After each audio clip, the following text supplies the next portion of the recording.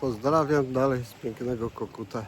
Mamy 2 luty 2026 rok.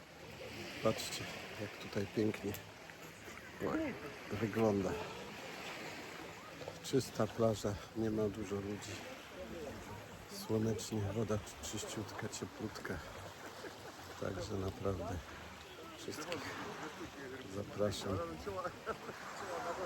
do zmobilizowania się i uwierzenia w swoje siły i przylecenia do Tajlandii. Tak tutaj wygląda na Kokucie. Szczególnie upodobałem sobie tą wyspę. Nie wiem dlaczego, ale jest tu spokój, cisza, podobnie jak w mojej miejscowości w Polsce, w Karnieckich Błotach. Patrzcie. Naprawdę woda jest przejrzysta, przecudowna. Pozdrowiatka.